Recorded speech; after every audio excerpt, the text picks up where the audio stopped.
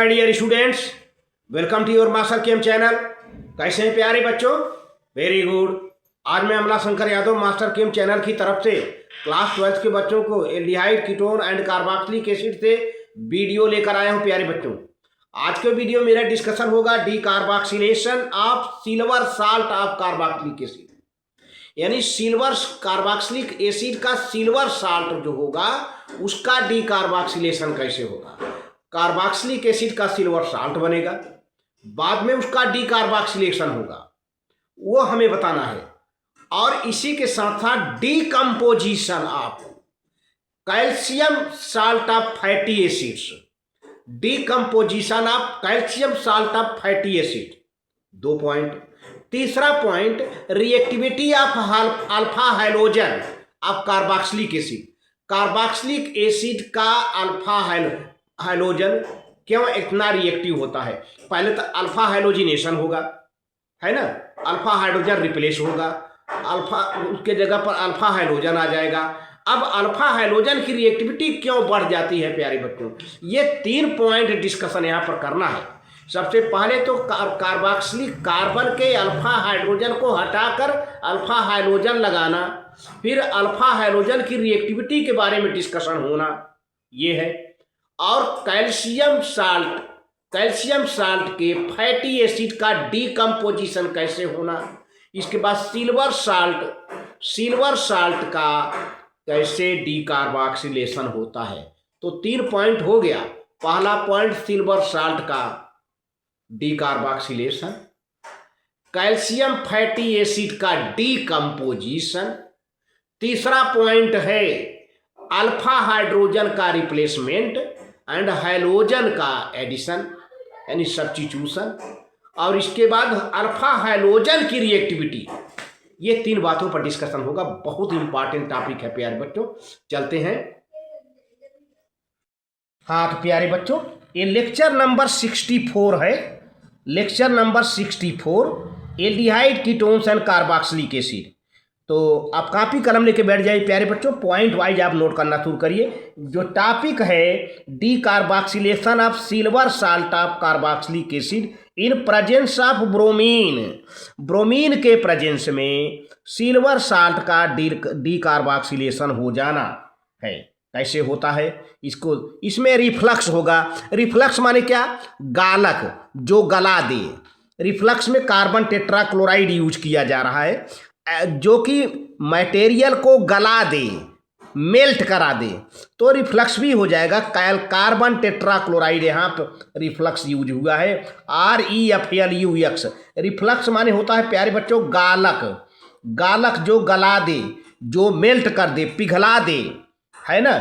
तो the silver salt of carboxylic acid on treatment with Br2 in refluxing carbon tetrachloride CCl4 give alkyl aryl bromides containing 1 carbon atom less, जिसमें 1 carbon कम हो जाता है then original acid.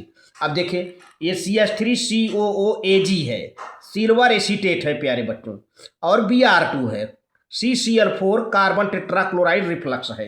अब होता क्या है कि यहाँ से ये बांड टूट जाता है, तो CH3Br बन गया, है ना, और Br2 है, AgBr यहाँ निकल गया, एक ब्रोमीन यहाँ अटैच हो गया, एक ब्रोमीन सिल्वर साल्ट के साथ निकल गया, बचा ये carboxyl group CO2 carbon dioxide group निकल गया। तो COO का CO2 में बदल जाना ही डीकार्बोक्सिलेशन है। तो ये पहला रिएक्शन हुआ प्यारे बच्चों। अब ये बेंजोइक एसिड है, सिल्वर बेंजोएट, बेंजोइक एसिड का सिल्वर साल्ट है, मतलब सिल्वर बेंजोएट है। इसके COOAg ये बेंजीन रिंग है, Br2 वही रिएक्शन है, कार्बन टेट्राक्लोराइड रिफ्लक्स के रूप में यूज किया जा रहा है। तो यहाँ से प्यारे बच्चों बांड टूट जाएगा, यहाँ से बांड टूट जाएगा, ये Br लग जाएगा, Br2 में एक Br लग जाएगा, पूरा COO CO2 में बदल जाएगा, और एक Br सिल्वर के साथ मिलकर AgBr बन जाएगा, तो ब्रोमो बेंजीन हो जाएगा प्यारे बच्चों। तो ये इस रिएक्शन को हुन्सीडेकर रिएक्शन कहते हैं। हुन्सीडेकर रिएक्शन, जब हाइलो अल्केन हाइलो अरीन आप चैप्टर में देखिएगा, बोरोडीन हुन्सीडेकर रिएक्शन, तो note this reaction is called Hunsdiecker reaction, ये जो ऊपर का रिएक्शन है होन्सी देकर रिएक्शन है प्यारे बच्चों, यानी हैलो अल्केन हैलो अरीन बनाने की एक तरह से विधि है। अच्छा, अब अगला टॉपिक आ जा रहा है decomposition of calcium salt of fatty acid. Calcium salt का डिकम्पोजिशन होगा। Dry distillation of calcium salt of fatty acids gives aldehydes or ketones. Calcium fatty acid का कैल्शियम साल्ट का ड्राई डिस्टिलेशन करेंगे तो एल्डिहाइड बनेगा या फिर कीटोन बनेगा। For example dry distillation of calcium formate gives formaldehyde. That of calcium acetate अगर होगा तो गिव्स एसीटोन। कैल्शियम फार्मेट क्या होगा देगा, फॉर्मेल्डिहाइड देगा, और कैल्शियम एसीटेट अगर होगा तो एसीटोन मिलेगा। जो calcium format salt, formic acid का कैल्शियम साल्ट जो होगा कैल्शियम फार्मेट, उसका डिस्टिलेशन करेंगे तो फॉर्मेल्डिहाइड बन जाएगा। लेकिन कैल्शियम एसीटेट अगर होगा तो उसका डिस्टिलेशन करेंगे तो एसीटोन बन जाएगा। एंड व्हाइल दैट ऑफ, अब आप इसको नोट कर लें तो आगे बढ़ें। और कुछ बातें हैं, इतनी बात तो क्लियर हो गई। कैल्शियम फार्मेट फॉर्मेल्डिहाइड देगा, कैल्शियम एसीटेट एसीटोन देगा। अब व्हाइल दैट ऑफ के आगे सेंटेंस अब आगे पेज पर बात करते हैं। पहले इसको नोट कर लें प्यारे बच्चों, इसको नोट कर लें।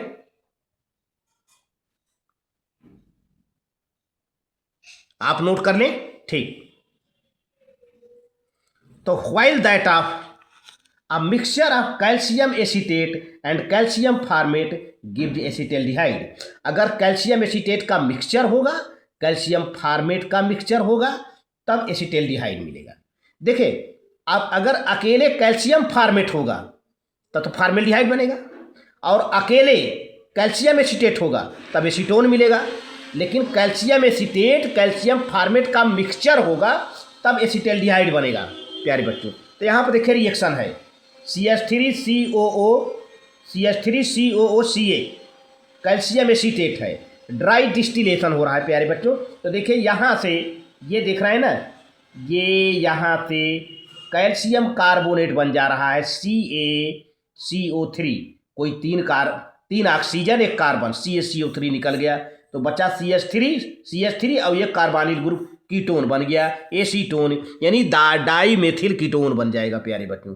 कैल्शियम कार्बोनेट बनने के बाद जो बचेगा वो ये एसीटोन है, डाई मेथिल कीटोन या एसीटोन या प्रोपेनोन कहते हैं इसे। इसी तरह से यहाँ भी कैल्शियम एसीटेट है और कैल्शियम फार्मेट है, दोनों का मिक्सचर है। तो मैंने बताया था जब दोनों का कैल्शियम एसीटेट का और कैल्शियम फार्मेट का मिक्सचर होगा तब एसिटल्डिहाइड मिलेगा। देखिए कैल्शियम एसीटेट है CH3COO है, फिर HOO, फिर HOOC, कैल्शियम फार्मेट है प्यारे बच्चों। तो क्या होगा 2CH3CHO हो जाएगा प्यारे बच्चों, एसिटल्डिहाइड बन जाएगा और कैल्शियम कार्बोनेट बन जाएगा। ये एक यहाँ पर जो है दो कैल्शियम है कैल्शियम कार्बोनेट बन जाएगा ये, और दो मिथाइल ग्रुप है 2CH3CHO बन जाएगा, 2CH3CHO बन जाएगा और CO3 दो ठे कार्बोनेट बन जाएगा, दो कार्बोनेट बन जाएगा, एक ऑक्सीजन ये एक ऑक्सीजन ये। देखिए ये CO और ये ऑक्सीजन और ये CO और ये ऑक्सीजन, ये पूरा CO और ये ऑक्सीजन हो जाएगा। तो क्या बचता ही है CH3CHO बचेगा, CH3CHO बचेगा जो है ये HC है यहाँ पर, C है H, ये CH है CH है यहाँ पर। अब reaction of alkyl group halogenation Hell Volhard Zelinsky reaction of alkyl group halogenation, alkyl group का रिएक्शन होगा। कार्बोक्सिलिक एसिड का जो एल्काइल ग्रुप है, कार्बोक्सिलिक एसिड का एल्काइल ग्रुप अब रिएक्शन में पार्टिसिपेट करेगा और कार्बोक्सिलिक एसिड पार्टिसिपेट नहीं करेगा। कार्बोक्सिलिक एसिड का एल्काइल ग्रुप पार्टिसिपेट करेगा रिएक्शन, यानी एल्काइल ग्रुप फार्मेशन होगा। इसको कहते हैं हेल-होल्हार्ड जेलेंस्की HVZ रिएक्शन। तो carboxylic acid except formic acid को छोड़कर which does not contain an alkyl group react with chlorine और bromine in presence of small quantity of red phosphorus to give exclusively alpha chloro और alpha bromo acid, alpha carbon पर reaction होगा, मैंने बताया था।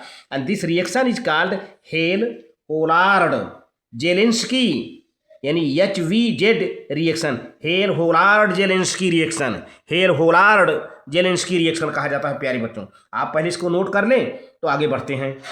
आप इसको नोट कर लें प्यारे बच्चों। ये HC है, कैल्शियम फार्मेट है ना, HC, आप इसको नोट कर लें।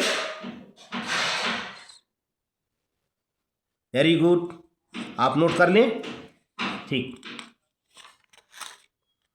अब देखिए यहाँ पर कार्बोक्सिलिक ग्रुप है RCH2COH। अब ये रिएक्शन नहीं करेगा, यहाँ पर अल्फा एल्काइल ग्रुप जो है ये रिएक्शन करेगा अल्फा कार्बन पर।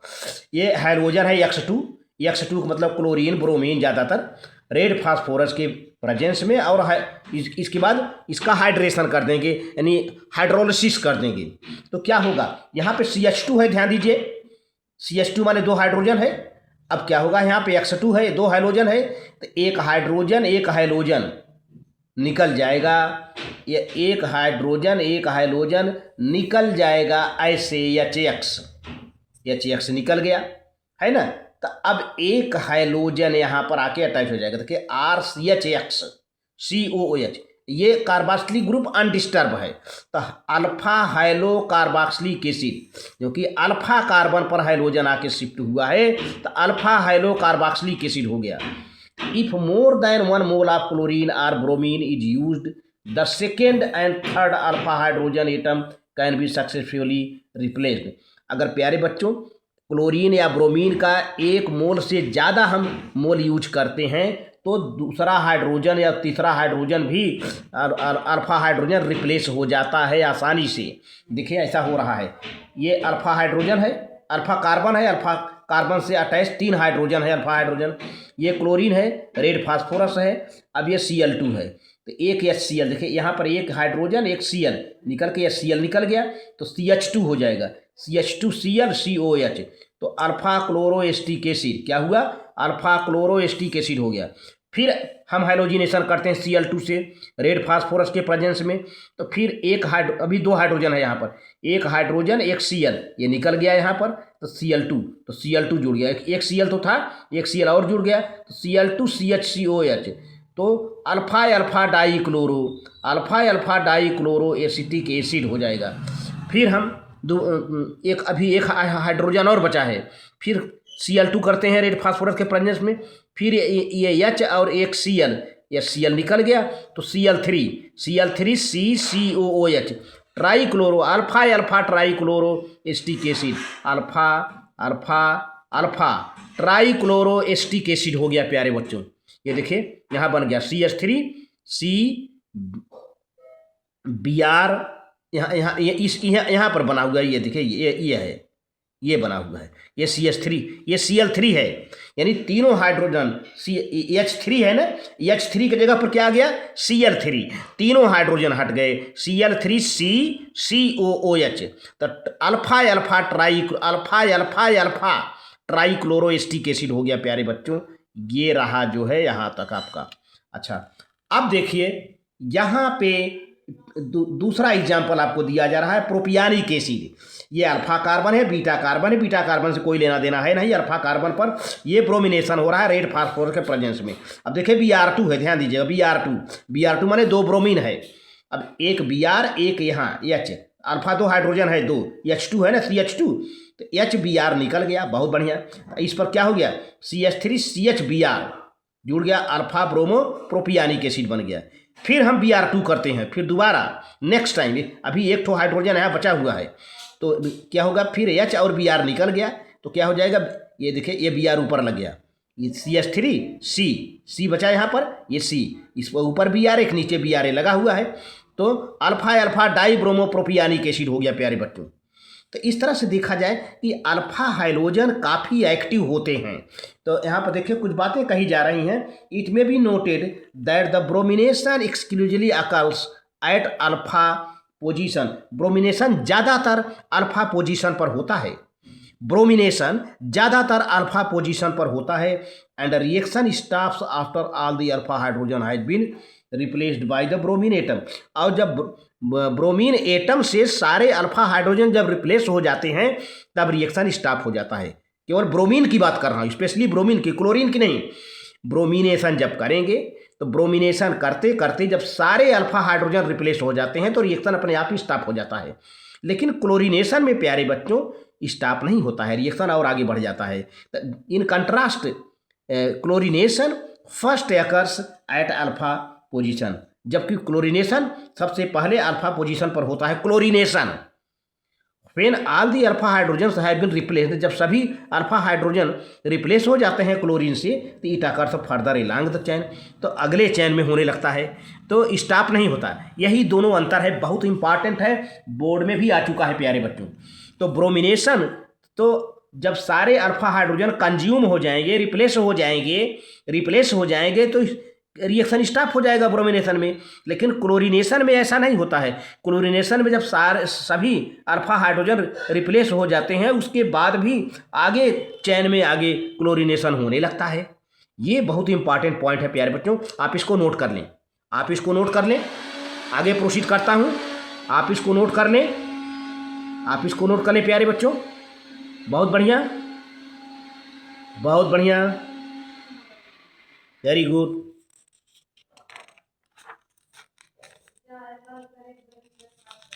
अब फंक्शन ऑफ रेड फास्फोरस, अभी आपने रिएक्शन में प्यारे बच्चों रेड फास्फोरस यूज किया। क्या है रेड फास्फोरस का फंक्शन, बहुत ज़रूरी है, इसको समझ लेना। बच्चों को लगता है कि रिएक्शन में रेड फास्फोरस आखिर क्यों मिलाया गया। रेड फास्फोरस का फंक्शन क्या है, ब्रोमीन को अटैच कराने में, कंबाइन कराने में क्या क्या जो है उसका वर्क है, बड़ा बाकायदे यहाँ दिया गया है। The function of red phosphorus P is to first combine with Br2। Red phosphorus सबसे पहले Br2 से कंबाइन कर देता है to form little PbR3 phosphorus tribromide. सबसे पहले रेड फास्फोरस ब्रोमीन से कंबाइन हो जाता है, PbR3 बना देता है, फास्फोरस ट्राइब्रोमाइड बना देता है। फिर क्या हो जाता है, this then react with carboxylic acid. अब PbR3 कार्बोक्सिलिक एसिड से रिएक्ट करता है to form corresponding acid bromide. अब तब फिर एसिड ब्रोमाइड बना देता है और फिर इसी एसिड ब्रोमाइड का इनोलाइजेशन हो जाता है, कीटोइनॉल जैसे इनोलाइजेशन हो जाता है to greater extent than the acid and that brings about alpha bromination easily. देखिए रिएक्शन दिखाया जा रहा है, पहले में ये हो गया 2P पर 3Br2, तो क्या हो जाएगा 2PbR3, यानी फास्फोरस ट्राइब्रोमाइड को थ्रू 2 मॉलिक्यूल बैलेंस किया गया है। अब क्या करता है कि प्रोपियानिक एसिड का 3 मॉलिक्यूल लिया गया और PbR3, तीनों ब्रोमीन यहाँ यूज हो गया। तीनों ब्रोमीन प्यारे बच्चों यहाँ से बॉन्ड टूट जाता है, ये है ना, तीनों ब्रोमीन यहाँ से। इसके पहले मैंने रिएक्शन बताया था फास्फोरस ट्राइक्लोराइड के साथ, तो CH3 CH2 CO Br हो गया, तीनों ब्रोमीन यहाँ यूज हो गया, तो प्रोपेनॉइल ब्रोमाइड बन गया। क्या बन गया, प्रोपेनॉइल ब्रोमाइड बन गया। ये फास्फोरस एसिड हो गया, ये क्या हो गया, फास्फोरस एसिड हो गया, फास्फोरस एसिड बन गया। अब क्या होता है, ये प्रोपेनॉइल ब्रोमाइड यहाँ ले आते हैं, प्रोपेनॉइल ब्रोमाइड। अब इसका क्या हो जाता है, इनोलाइजेशन हो जाता है। इनोलाइजेशन का मतलब क्या है, ये जो बांड है, ये डबल बांड है, यहाँ का इलेक्ट्रॉन यहाँ आ जाता है, दिख रहे हैं, ये इलेक्ट्रॉन यहाँ आ जाता है और ये हाइड्रोजन यहाँ आ जाता है ना। तो क्या हो जाएगा यहाँ पर, अब ऑक्सीजन के साथ OH बन गया और ये बांड क्या हो गया प्यारे बच्चों, डबल बांड हो गया। इन डबल बांड माने इन, तो इन ऑल, इन माने डबल बांड, ऑल माने अल्कोहलिक ग्रुप, डबल बांड भी बना और अल्कोहलिक ग्रुप आ गया, इनार फार्म है ये। इसी का एक एडजस्टमेंट है, देखिए ये पाई इलेक्ट्रॉन यहाँ जाता है, यहाँ डबल बांड आ गया है ना, इस कार्बन और इस कार्बन के बीच में, और ये हाइड्रोजन यहाँ चला जाता है, प्रोटोनेशन हो जाता है, ये OH हो जाता है, यहाँ पर दिख रहे हैं OH हो गया, तो इनार फार्म हो गया। अब फिर Br2 से रिएक्शन कराते हैं, अब तो क्या होगा, HBr बनेगा, HBr बनेगा प्यारे बच्चों। वही अल्फा हाइड्रोजन की बात देखिए, यहाँ पर देखिए ये है ना, ये CH है, ये CH है, इसी पर जाके डबल बांड कार्बन से अटैच हो जाएगा, यहाँ पर Br अटैच हो गया, यहाँ पर Br अटैच हो गया और फिर HBr निकल गया। ये जो हाइड्रोजन है ये Br को लेकर के HBr निकल गया और यहाँ पे सिंगल बांड हो गया, है ना, और फिर यही कार्बोनिल ग्रुप आ गया और ये Br लगा है, ये वाला Br लगा है, देखिए ये वाला Br यहाँ पर लगा है। अब यहाँ का हाइड्रोजन कहाँ गया, ये वाला हाइड्रोजन, ये हाइड्रोजन एक Br लेकर के HBr बन गया, और एक Br जो बचा इस CH के साथ अटैच हुआ, डबल बॉन्ड खत्म, है ना। तो 2 bromo propanoyl bromide, 2 bromo propanoyl bromide 1 2 3, 2 bromo propanoyl bromide हो गया। अच्छा, अब इसी 2 ब्रोमो प्रोपेनॉयल ब्रोमाइड को हम ले आते हैं, 2 ब्रोमो प्रोपेनॉयल ब्रोमाइड को ले आए, फिर जो है ये प्रोपियानिक एसिड का हमने रिएक्शन करवा दिया यहाँ से, देख रहे हैं ना। तो क्या हुआ, कुछ नहीं, केवल आप ये क्या हुआ कि ये जो CO है, यहाँ पे CO है, ये OH ग्रुप आके अटैच हो जाएगा प्यारे बच्चों। OH ग्रुप यहाँ पर ये जो है नहीं, ये OH ग्रुप यहाँ पे अटैच हो जाएगा, और क्या होगा, ये जो Br है यहाँ आ जाएगा, देख रहे हैं ना। तो क्या हो जाएगा, अब देखिए CH3 CHBr COOH, COOH हो जाएगा ना, ये 2 ब्रोमो प्रोपियानिक एसिड बन गया। ये Br यहाँ से हटेगा, ये OH यहाँ आ जाएगा, देख रहे हैं, ये OH यहाँ पर आ गया, देख रहे हैं ना। अब ये Br हट गया, यहाँ लग गया, तो देखिए ये बन गया CH3 CH2 COBr, प्रोपेनॉयल ब्रोमाइड बन गया, और बाकी 2 ब्रोमो प्रोपियानिक एसिड बन गया, है ना। कितना अच्छा है जो है। तो इस तरह से अगर हम चाहें तो ये जो हैलोजन अल्फा हैलोजन है, ये अल्फा हैलोजन है, ये काफ़ी रिएक्टिव होता है, बहुत रिएक्टिव होता है अल्फा हैलोजन या 2 bromo propionic acid. The halogen atom in alpha halo acid is very reactive and hence can be easily replaced by number of groups such as OH hydroxyl group, NH2 amino group, cyanide group etcetera to give a variety of the compound. इस तरह से प्यारे बच्चों जी ये alpha bromine को बड़े आसानी से इसको हटाया जा सकता है, काफ़ी रिएक्टिव होता है। आगे रिएक्शन हम दिखा रहे हैं, पहले आप नोट कर लीजिए। इस तरह से जो है फास्फोरस ट्राइब्रोमाइड मिलता है, फिर प्रोपेनॉयल ब्रोमाइड में बनता है, प्रोपेनॉयल ब्रोमाइड का इनोलाइजेशन हो जाता है, इनार फार्म बनता है, Br2 से रिएक्शन कराते हैं, तो फिर जो है हाइड्रोजन Br से मिलकर HBr बना लिया, वहाँ पे ऑक्सीजन डबल बॉन्ड फिर से हो गया, और Br एक यहाँ आके अटैच हो गया, है ना। तो आप नोट कर लें इसे, आप इसको नोट कर लें प्यारे बच्चों, बहुत बढ़िया, आप नोट कर लें, ठीक। अब देखिए वही है, यहाँ पे देखिए अल्फा हैलोजन है, ये अल्फा हैलोजन है, उसी की रिएक्टिविटी अभी आपने देखा ना कि अल्फा हैलोजन बहुत रिएक्टिव होते हैं। तो कैसे रिएक्टिव होते हैं, अब OH से हम हटाते हैं कि Cl CH2 COH alpha chloroacetic acid है। अभी हमने कहा कि अल्फा हाइड्रोजन रिएक्टिव होते हैं, तो भाई इनको रिप्लेस भी किया जा सकता है OH से, NH2 से, Cn से, किससे OH से, NH2 से और Cn से, ये तीनों से रिप्लेस किया जा सकता है, यही तो आपको बताया गया। तो देखिए यहाँ पर हम OH से हटा रहे हैं, तो प्यारे बच्चों KOH एक्वस है, और तो KCl बन गया, क्या बन गया, KCl बन गया। यहाँ पे ये जो K है, एक पोटेशियम और क्लोरीन मिलकर KCl बन गया, और ये जो OH है यहाँ पर लग गया, यानी OH यहाँ पर OH लग गया, यहाँ पर पहले क्या था, क्लोरीन था Cl, अब OH लग गया CH2 COOK, और ये H है, ये H2O वाटर बन गया, प्यारे बच्चों, बैलेंस कर लीजिए, 2H2O वाटर बन जाएगा, ठीक है ना। अच्छा, इसी तरह से फिर हम इसका HCl के प्रेजेंस में हाइड्रोलाइसिस कर देते हैं, फिर KCl बन जाता है, पोटेशियम है ये, और ये क्लोरीन HCl, KCl निकल गया, और क्या हो जाएगा OH, फिर H आके यहाँ जुड़ जाएगा K की जगह पर, हाइड्रोजन, यानी ये HCl है ना, तो K और Cl मिलकर KCl बन गया, हाइड्रोजन जो बचा यहाँ आ गया, तो OH है ही है, CH2 है ही है, यहाँ पर COOH हो गया, अल्फा हाइड्रॉक्सी एस्टिक एसिड, जिसको ग्लाइकोलिक एसिड भी कहते हैं, अल्फा हाइड्रॉक्सी एस्टिक एसिड कहिए चाहे ग्लाइकोलिक एसिड कहिए प्यारे बच्चों। तो आपने देखा ना किस तरह से अल्फा हाइड्रोजन को आपने OH से रिप्लेस कराया है, फिर जो है उसका हाइड्रोलाइसिस करा दिया HCl से, तो जो है पोटेशियम क्लोराइड निकल गया, और वहाँ पे K की जगह पर H लग गया, और फिर बाकी OH तो था ही, अल्फा हाइड्रॉक्सी एस्टिक एसिड बन गया।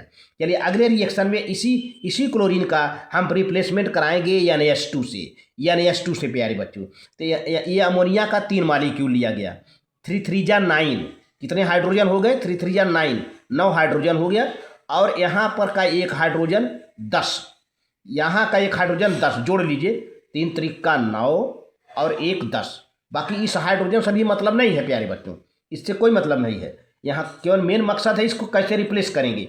तो प्यारे बच्चों कैसे लगा, NH4Cl, NH4Cl कितना हाइड्रोजन निकल गया, 4।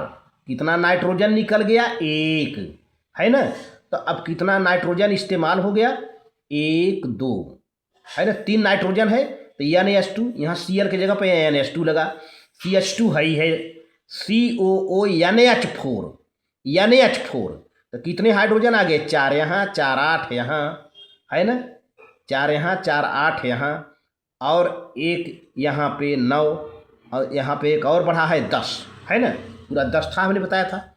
अब फिर HCl या H2O से फिर वही काम कर दीजिए, हाइड्रोलाइसिस कर दीजिए। तो प्यारे बच्चों क्या हो जाएगा, यहाँ पे NH2 रहेगा, CH2, और ये क्या हो गया, NH4Cl निकल जाएगा। यहाँ पर से NH4Cl निकल जाएगा, ऐसे बांड हो जाएगा ना ये।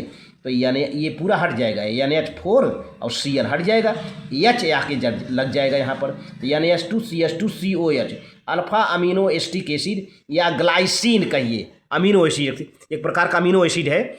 NH2CH2COH alpha amino acetic acid कहिए या ग्लाइसिन कहिए प्यारे बच्चों, है ना। अच्छा, तीसरा रिएक्शन है, यहाँ भी देखिए अल्फा हाइड्रोजन को हटाना है, क्योंकि पहले आप जान चुके हो कि अल्फा हाइड्रोजन बहुत ज़्यादा रिएक्टिव होते हैं, बड़े जल्दी से रिएक्शन करके हट जाते हैं। तो पोटेशियम साइनाइड अल्कोहलिक से रिएक्शन करते हैं प्यारे बच्चों। तो क्या होता है, ये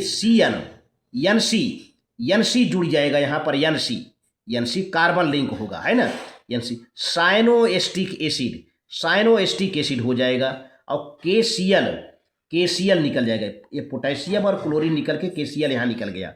अच्छा, अब इसका एसिडिक मीडियम में हाइड्रोलाइसिस कर लेंगे तो क्या हो जाएगा, ये हो जाएगा CH2 हो जाएगा, COOH हो जाएगा, और अमोनिया निकल जाएगी, अमोनिया गैस प्यारे बच्चों निकल जाएगी। यहाँ पे अमोनिया गैस निकल जाएगी, दिया नहीं है, अमोनिया गैस निकल जाएगा, यानी H3। तो यहाँ पे 2H2O है ना, तो 2 दूना 4, 4 में से 3 आ गया, तो 1 1 बचे, तो 1 यहाँ पर है, और COOH 4 ऑक्सीजन है, 2 2 4, सही है प्यारे बच्चों। तो इस तरह से हो गया। अब प्रोपेन 1,2,1,3 डाइओइक एसिड या माइलोनिक एसिड इसे कहते हैं। Reactions of the aryl group R ring substitution in aromatic acid. Aryl group का रिएक्शन करिए, अब एरोमेटिक रिंग की बात किया जाए, एरोमेटिक, अभी तक तो अलिफेटिक की बात हो रही थी, अब एराइल ग्रुप का ring substitution aromatic electrophilic substitution reaction होगा प्यारे बच्चों। तो aromatic acids undergo the usual electrophilic substitution reactions of the benzene ring such as halogenation, nitration, sulfonation होता है प्यारे बच्चों। क्योंकि COOH ग्रुप जो नहीं है वो मेटा डायरेक्टिंग ग्रुप है, इलेक्ट्रॉन विड्राइंग ग्रुप है। तो देखिए यहाँ पर since COOH group is electron withdrawing group, EWG group है, and therefore it is meta directing है। मैंने पहले बता दिया। In other words electrophilic substitution reactions in benzoic acid occur at the meta position. तो इलेक्ट्रोफिलिक सब्स्टिट्यूशन रिएक्शन जो होगा benzoic acid में वो मेटा पोजीशन पर होगा, क्योंकि जो कार्बोक्सिलिक ग्रुप है मेटा डायरेक्टिंग ग्रुप है। Further since the COH group is deactivating group, therefore these reactions take place only under drastic condition. तो प्यारे बच्चों एक विशेष कंडीशन में होगा, पहले आप इसको नोट कर लें, प्यारे बच्चों, आप इसको नोट कर लें, बहुत बढ़िया, आप इसको नोट कर लें, ठीक है, वेरी गुड। अब देखिए यहाँ पर चूंकि डीएक्टिवेटिंग ग्रुप है तो reaction takes place only under drastic condition, विशेष कंडीशन में किया जाता है प्यारे बच्चों। ये बेंजोइक एसिड है, बेंजोइक एसिड के 3 रिएक्शन यहाँ दिखाए जा रहे हैं, रिएक्शन 1, रिएक्शन 2, रिएक्शन 3, है ना। तो पहले बेंजोइक एसिड का ब्रोमिनेशन हो रहा है, दूसरे में नाइट्रेशन हो रहा है, तीसरे में सल्फोनेशन हो रहा है। तो पहले ब्रोमिनेशन की ओर चलते हैं। Br2 FeBr3 ferric bromide, ferric bromide के प्रेजेंस में Br2, तो क्या होगा प्यारे बच्चों, यहाँ पे चूंकि मेटा डायरेक्टिंग है तो यहाँ से प्यारे बच्चों मेटा पोजीशन पर आके जुड़ेगा Br, ठीक है। तो 3 ब्रोमो बेंजोइक एसिड बन गया। अब HBr निकल गया, यहाँ से हाइड्रोजन निकलेगा, एक Br लेकर HBr बन गया, बहुत बढ़िया। अच्छा, अब चलिए नाइट्रेशन। चूंकि नाइट्रेशन प्यारे बच्चों कंसनट्रेटेड सल्फ्यूरिक एसिड के प्रेजेंस में नाइट्रिक एसिड से रिएक्शन होता है नाइट्रेशन। तो नाइट्रिक एसिड ऐसे टूटता है, HNO3 ऐसे टूटता है प्यारे बच्चों, HONO2 होनो2, बहुत बढ़िया है, ये बांड ऐसे टूट जाएगा, HOOH है ना O। तो यहाँ पर प्यारे बच्चों कि ये NO2 जा करके मेटा पोजीशन पर चिपक जाएगा, है ना। अब ये OH जो बचा हुआ है, OH यहाँ का एक हाइड्रोजन ले लेगा मेटा पोजीशन का, एक हाइड्रोजन ले करके OH किस में कन्वर्ट हो जाएगा, वाटर में। तो 3 नाइट्रोबेंजोइक एसिड बन गया, है ना। अब रह गया सल्फोनेशन। तो सल्फ्यूरिक एसिड कैसे टूटता है, इसका भी फार्मूला याद करिए कि ट्रिक है, HO3H, HO3H, HO3H प्यारे HO HO3H, यहाँ भी OH मिलेगा। ये OH कहाँ जाएगा, इस OH को एक हाइड्रोजन मिल जाए, ये H2O में कन्वर्ट हो जाएगा। तो यहाँ देखो, यहाँ से हाइड्रोजन मिलेगा, ये OH ले करके क्या बना लेगा, यहाँ पर H2O बना लेगा, वाटर बना लेगा, और SO3H, SO3 मेटा पोजीशन में आके चिपक जाएगा। तो 3 सल्फो बेंजोइक एसिड बन गया।